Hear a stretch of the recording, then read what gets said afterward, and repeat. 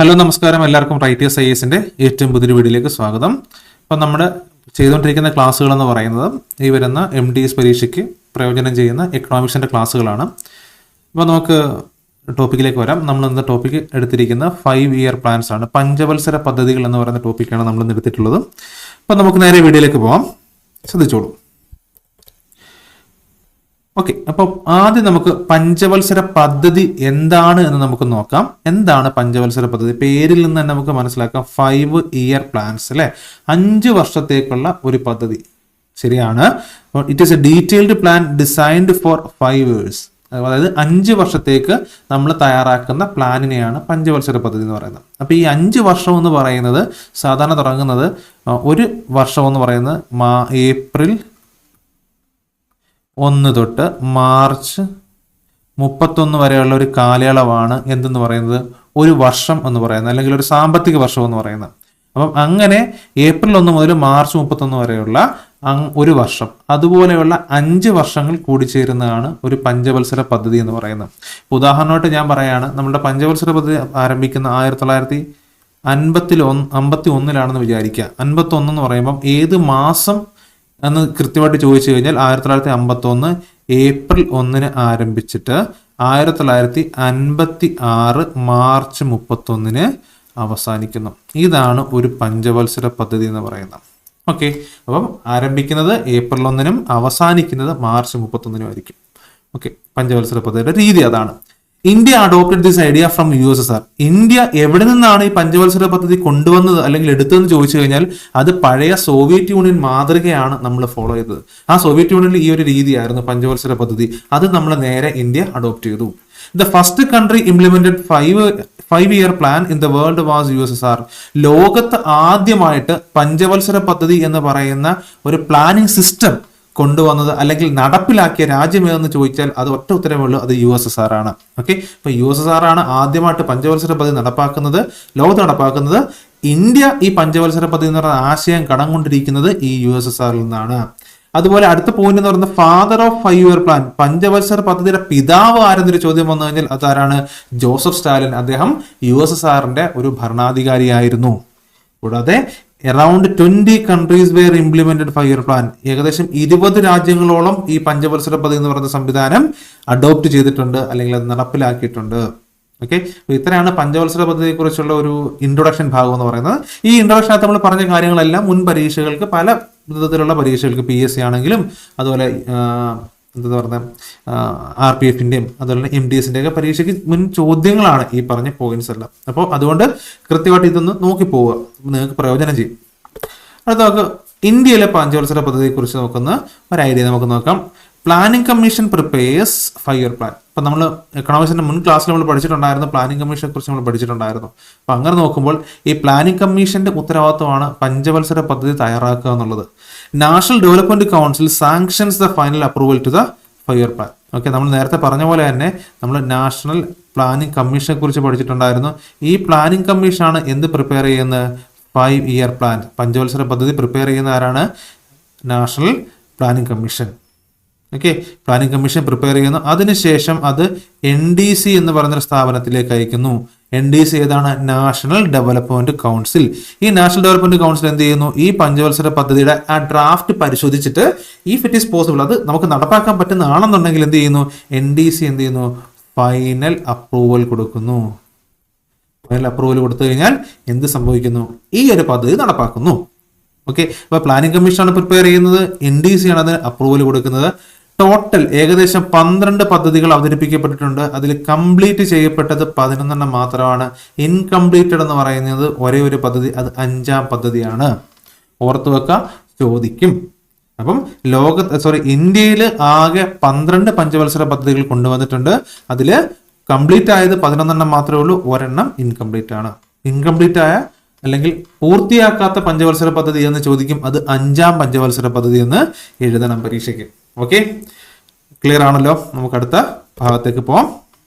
ഇനി നമുക്ക് നോക്കേണ്ടത് പഞ്ചവത്സര പദ്ധതികൾ നമുക്ക് തുടങ്ങാം. 1 തൊട്ട് നമ്മൾ മുഴുവനും നമ്മൾ പഠിക്കും. ഓക്കെ, അപ്പോൾ ഇതൊരു ആദ്യത്തെ ഭാഗമായതുകൊണ്ട് തന്നെ ഞാനൊരു 3 പഞ്ചവത്സര പദ്ധതി മാത്രമേ ഉൾപ്പെടുത്തിയിട്ടുള്ളൂ.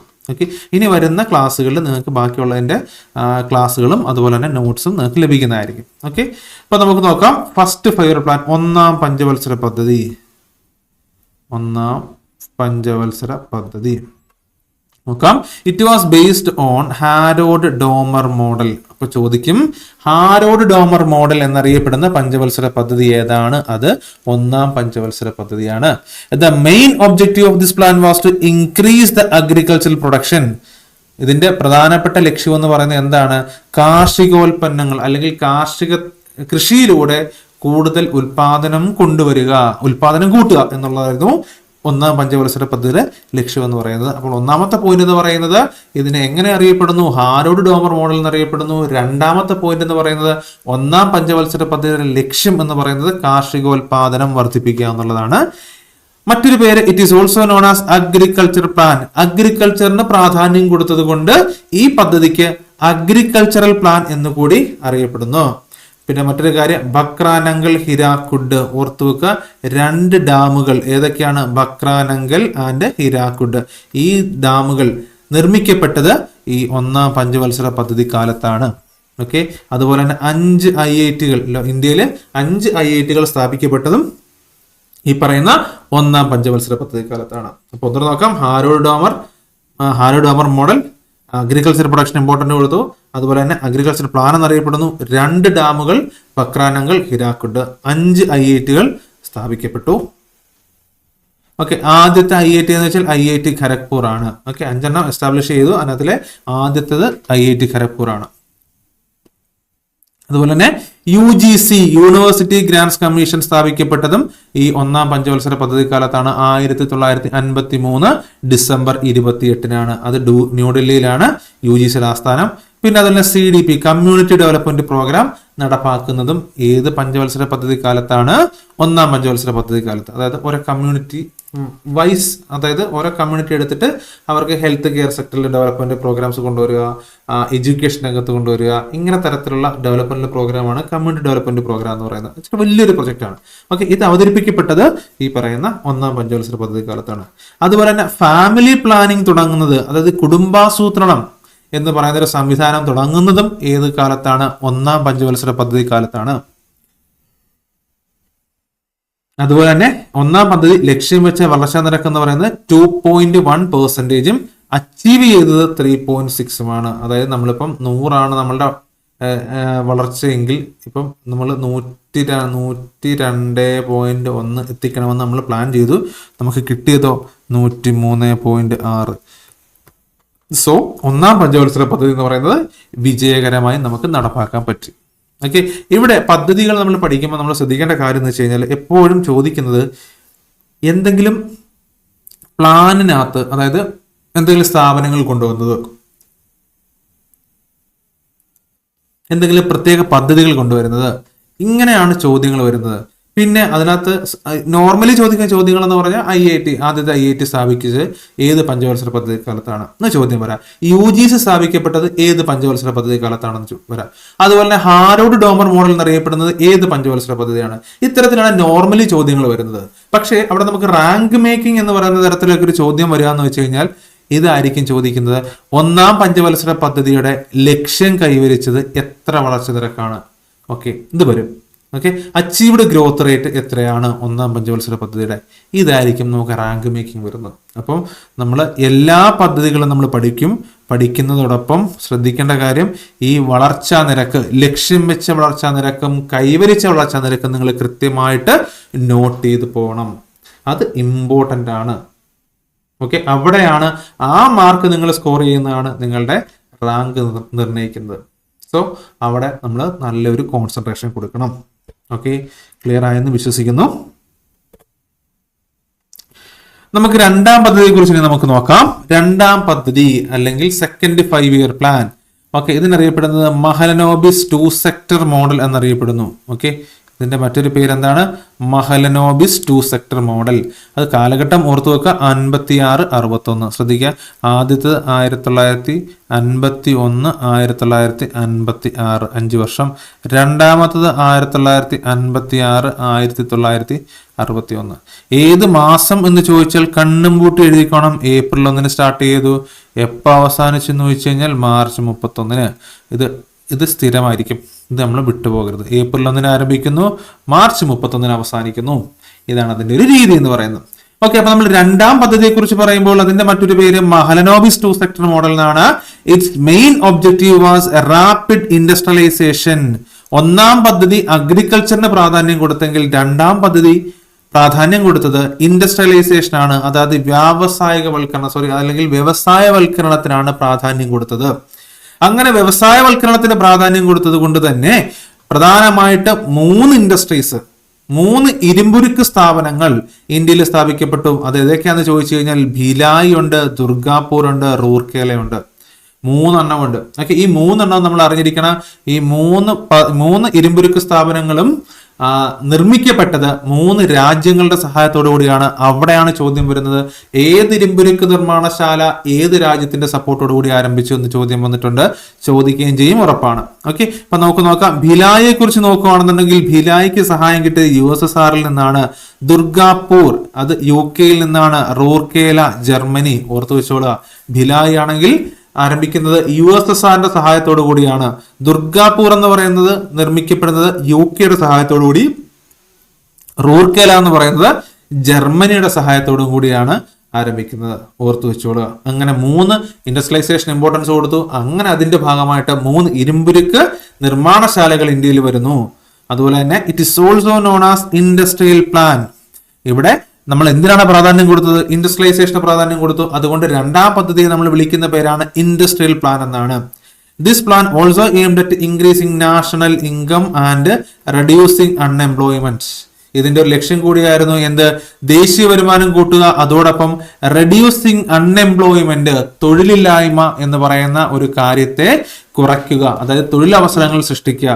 നമുക്കറിയാം, നമ്മൾ കഴിഞ്ഞ ക്ലാസ്സിൽ പറഞ്ഞിട്ടുണ്ടായിരുന്നു, ഒരു കൃഷിയിടത്തെ കുറിച്ച് നമ്മൾ പഠിക്കുന്ന സമയത്ത് ഒരു കൃഷിയിടത്തിൽ പണിയെടുക്കുന്ന ചിലപ്പോൾ 10-20 പേരായിരിക്കും. പക്ഷെ ആ സ്ഥാനത്ത് നമ്മളൊരു വ്യവസായം സംരംഭം തുടങ്ങുകയാണെന്നുണ്ടെങ്കിൽ അവിടെ ജോലി ചെയ്യുന്ന ആൾക്കാരുടെ എണ്ണം ഈ 10, 16, 100 ആയിരിക്കത്തില്ല, 10-15,000 ആൾക്കാർക്ക് ജോലി കിട്ടും. അതുവഴി എന്ത് സംഭവിക്കുന്നു? അൺഎംപ്ലോയ്മെന്റ് എന്ന് പറയുന്ന നമ്മുടെ രാജ്യം നേരിടുന്ന ആ ഒരു വിപത്തിനെ നമുക്ക് ഒഴിവാക്കാൻ പറ്റും. അതാണ് ഇൻഡസ്ട്രിയലൈസേഷന്റെ ഏറ്റവും വലിയ ഇമ്പോർട്ടൻസ്. അതുതന്നെ ആയിരുന്നു രണ്ടാം പദ്ധതി ലക്ഷ്യം വെച്ചതും. ഓക്കെ, അതുപോലെ തന്നെ പഞ്ചായത്ത് രാജ് എസ്റ്റാബ്ലിഷ് ചെയ്തതും 1959 ഒക്ടോബർ 1 അപ്പം അത് രണ്ടാം പദ്ധതി കാലത്താണ്. IIMs were established in the country. Indian institute of management were established. IIM establish ചെയ്യുന്നത് രണ്ടാം പദ്ധതിയാണ്. IIT എസ്റ്റാബ്ലിഷ് ചെയ്തത് 1 ആണെങ്കിൽ IIM 2. ഓർത്തു വെക്കുക. അതുപോലെ തന്നെ Tata institute of fundamental research were established. Tata institute of fundamental research was established. അതുപോലെ തന്നെ ടാർഗറ്റഡ് ഗ്രോത്ത് റേറ്റ് 4.5 ആയിരുന്നു. ബട്ട് നമുക്ക് അച്ചീവ് ചെയ്യാൻ പറ്റിയത് 4.2 ആയിരുന്നു. അപ്പൊ നമുക്ക് പൂർണ്ണമായിട്ട് വലിയൊരു ഫെയിലിയർ അല്ലായിരുന്നു, പക്ഷെ വിചാരിച്ചത്ര വളർച്ച കൈവരിക്കാൻ നമുക്ക് കഴിഞ്ഞില്ല. 4.5, 4.2 ഓർത്ത് വെക്കുക. ഓക്കെ, ക്ലിയർ ആണല്ലോ? അപ്പൊ ഇതാണ് രണ്ടാം പദ്ധതി. നമുക്ക് അടുത്ത പോയിന്റിലേക്ക് പോവാം. മൂന്നാമത്തെ പഞ്ചവത്സര പദ്ധതി. Okay, third 5-year plan. അത് നമ്മൾ ഒന്നുകൂടെ എഴുതാം. 1951 1956 ഒന്നാം പദ്ധതി. രണ്ടാം പദ്ധതി 1956 1961 രണ്ടാം പദ്ധതി. മൂന്നാം പദ്ധതി 1961 1966 മൂന്നാം പഞ്ചവത്സര പദ്ധതി. ആ ഇയർ ഓർത്ത് വെക്കുക. ആരംഭിക്കുന്നത് എപ്പോഴും ഞാൻ പറഞ്ഞ പോലെ April 1, അവസാനിക്കുന്നത് March 31. ക്ലിയർ? ഓക്കെ, മൂന്നാം പദ്ധതികളെ കുറിച്ച് നമ്മൾ പഠിക്കാം. കാലഘട്ടം 1961-66. It is also known as Gadgil Yojana. ചോദിച്ചിട്ടുണ്ട്, RPFന്റെ പരീക്ഷയ്ക്ക് ചോദിച്ചിട്ടുണ്ട്. ഗാഡ്ഗിൽ യോജന എന്നറിയപ്പെടുന്ന പഞ്ചവത്സര പദ്ധതി ഏത് എന്ന് ചോദിച്ചിട്ടുണ്ട്. ഗാഡ്ഗിൽ യോജന എന്നറിയപ്പെടുന്ന പഞ്ചവത്സര പദ്ധതിയാണ് മൂന്നാം പഞ്ചവത്സര പദ്ധതി. Its main objective was to make Indian economy self reliant and self generating. Okay, ഇതിന്റെ ലക്ഷ്യം എന്തായിരുന്നു? ഇന്ത്യയെ സെൽഫ് റിലയന്റ് ആക്കുക, സെൽഫ് ജനറേറ്റിംഗ് ആക്കുക. അതായത് നമ്മളുടെ രാജ്യത്തെ സെൽഫ് റിലയന്റ്, അതായത് നമ്മളുടെ ഒരു ഉൽപ്പന്നം നമ്മുടെ രാജ്യത്തേക്ക് വേണം, അവിടെ നമുക്ക് ഇന്ത്യയിൽ ഉൽപ്പാദിപ്പിക്കാൻ പറ്റും എന്നൊരു ഓപ്ഷൻ ഉണ്ടെന്നുണ്ടെങ്കിൽ നമ്മൾ വിദേശ രാജ്യങ്ങളെ എന്താ പറയുന്ന ആശ്രയിക്കുന്നത് ഒഴിവാക്കുക. ഇപ്പോൾ ഉദാഹരണത്തിന് നമ്മുടെ രാജ്യത്തേക്ക് അരി വേണം. തുടക്കകാലത്ത് USA എന്ന് പറയുന്ന രാജ്യത്ത് നിന്നാലും നമ്മുടെ രാജ്യത്തേക്ക് വേണ്ട അരിയൊക്കെ കൊണ്ടുവന്നിട്ടുണ്ട്. ഇപ്പോൾ സെൽഫ് റിലയന്റ് ആകുക എന്നുള്ളതിന്റെ ഭാഗമായിട്ട് നമുക്കിനി USA നിന്ന് ഇമ്പോർട്ട് ചെയ്യേണ്ട, പകരം നമ്മളുടെ രാജ്യത്തേക്ക് വേണ്ട അരി നമ്മൾ തന്നെ ഉൽപ്പാദിപ്പിക്കുക എന്ന് തീരുമാനിക്കുന്നിടത്താണ് നമ്മൾ സെൽഫ് റിലയൻസ് സ്റ്റാർട്ട് ചെയ്യുന്നത്. ഓക്കെ, അങ്ങനെ നോക്കുമ്പോൾ ഇന്ത്യൻ എക്കണോമിയെ സെൽഫ് റിലയന്റ് ആക്കുക എന്ന ലക്ഷ്യത്തോടു കൂടി ആരംഭിച്ച പദ്ധതിയാണ് തേർഡ് 5 ഇയർ പ്ലാൻ അല്ലെങ്കിൽ 3-ാം പഞ്ചവത്സര പദ്ധതി. അടുത്ത point, it try to balance focus on agriculture as well as industry. Okay, ഇവിടെ 3-ാം പഞ്ചവത്സര പദ്ധതി 2 കാര്യങ്ങൾ ഒരു ബാലൻസ് ക്രിയേറ്റ് ചെയ്യാൻ ശ്രമിച്ചു. കൃഷിയും ഒരു സൈഡിൽ വികസിച്ച് പോകണം, അതോടൊപ്പം തന്നെ ഇൻഡസ്ട്രിയും ഒരു സൈഡിൽ വികസിച്ച് പോകണം. അങ്ങനെ രണ്ടും എന്താ പറയുക ഒരു ബാലൻസ് ചെയ്ത രീതിയിൽ മുന്നോട്ട് പോകണം എന്നുള്ളതിലായിരുന്നു 3-ാം പഞ്ചവത്സര പദ്ധതിയുടെ ഒരു ഫോക്കസ് എന്ന് പറയുന്നത്. അതുപോലെ തന്നെ ബൊക്കാറോ സ്റ്റീൽ പ്ലാന്റ്, മറ്റൊരു സ്റ്റീൽ പ്ലാന്റ് ആണ് ബൊക്കാറോ. നമ്മൾ പഠിച്ച 3 എണ്ണം ഉണ്ടല്ലോ, ഭിലായ്, റൂർക്കേല, ദുർഗാപൂർ എന്ന് പറയുന്ന മറ്റൊരു സ്റ്റീൽ പ്ലാന്റും വന്നിട്ടുണ്ട്, ബൊക്കാറോ. ഓക്കെ, അത് ജാർഖണ്ഡിലെ ബൊക്കാറോയിലാണ് സ്ഥാപിക്കപ്പെടുന്നത്. 1964 ഇയർ ഓർത്തോണം. 1964 ബൊക്കാറോ എന്ന് പറയുന്ന സ്ഥലത്ത് ബൊക്കാറോ സ്റ്റീൽ പ്ലാന്റ് സ്ഥാപിക്കപ്പെടുന്നു. It is the 4th public sector steel plant in India developed with the assistance from USSR. USSRന്റെ സഹായത്തോടു കൂടിയാണ് ബൊക്കാറോ സ്റ്റീൽ പ്ലാന്റ് സ്ഥാപിക്കപ്പെടുന്നത്. ഇന്ത്യയിലെ 4ാമത്തെ പബ്ലിക് സെക്ടർ പ്ലാന്റ് ആണ്, 4ാമത്തെ പബ്ലിക് സെക്ടർ സ്റ്റീൽ പ്ലാന്റ് ആണ് ഇതെന്ന് പറയുന്നത് ബൊക്കാറോ. അപ്പൊ ഏതൊക്കെയാണ്? ഭിലായ് എന്ന് പഠിച്ചിട്ടുണ്ട്, ഭിലായ്, പിന്നെ ദുർഗാപൂർ,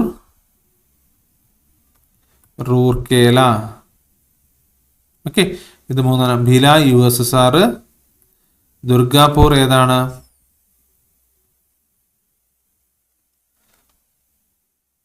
UK, റൂർക്കേല ജർമ്മനി. അടുത്തതാണ് എന്ന് പറയുന്നത് ബൊക്കാറോ, അത് USSRന്റെ സഹായത്തോടു കൂടിയാണ്. അപ്പൊ ഇത്രയാണ് സ്റ്റീൽ പ്ലാന്റുകൾ. ഓക്കെ, നമുക്ക് അടുത്ത പോയിന്റിലേക്ക് പോകാം. It was a failure due to famine, Indo-China War, Indo-Pak War. Okay, ഈ 3ാമത്തെ പദ്ധതി എന്ന് പറയുന്നത് ഒരു തികഞ്ഞ പരാജയമായിരുന്നു. ഈ പരാജയത്തിന്റെ റീസൺസ് എന്ന് വെച്ച് കഴിഞ്ഞാൽ നമ്മളുടെ കൃഷി ഒക്കെ ഒരുപാട് തകർന്നു പോയി. കാരണം വലിയൊരു ഫാമിൻ ഉണ്ടായി, ആ സമയത്ത് വലിയൊരു ക്ഷാമ കാലഘട്ടം നേരിടേണ്ടി വന്നു. അതോടുകൂടി എന്ത് സംഭവിച്ചു? ഈ ഒരു പദ്ധതി ഒരു ഫെയിലിയർ ആയിട്ട് മാറി. അതുകൊണ്ട് മറ്റൊരു റീസൺ എന്ന് പറയുന്നത് ഇൻഡോ ചൈന യുദ്ധം, ഇന്ത്യയും ചൈനയും തമ്മിലുള്ള യുദ്ധം വലിയൊരു ഫാക്ടറായിരുന്നു. ഓക്കെ, പിന്നെ അതുപോലെ ഇൻഡോ പാക് വാർ, ഇന്ത്യ പാകിസ്ഥാൻ യുദ്ധം, ഇങ്ങനെയൊക്കെ വന്നപ്പോഴത്തേക്ക് എന്ത് സംഭവിച്ചു? ഈ 3-ാം പഞ്ചവത്സര പദ്ധതി തീർത്തും ഭയങ്കരമായ ഒരു പരാജയത്തിലേക്ക് പോയി. നമ്മൾ ലക്ഷ്യം വെച്ച വളർച്ചാ നിരക്ക് എന്ന് പറയുന്നത് 5.6 ആണെങ്കിൽ നമ്മൾ കൈവരിച്ചത് 2.8. 5.6ന്റെ നേർ പകുതി, അതായത് വളരെ വലിയൊരു പകുതിയെ നമുക്ക് അച്ചീവ് ചെയ്യാൻ പറ്റിയിട്ടുള്ളൂ. നമ്മൾ ലക്ഷ്യം വെച്ച വളർച്ചാ നിരക്കിന്റെ പകുതി മാത്രമേ നമുക്ക് അച്ചീവ് ചെയ്യാൻ പറ്റിയിട്ടുള്ളൂ. അങ്ങനെ നോക്കുമ്പോൾ 3-ാമത്തെ പദ്ധതി ഒരു വലിയ പരാജയമായി മാറുകയായിരുന്നു.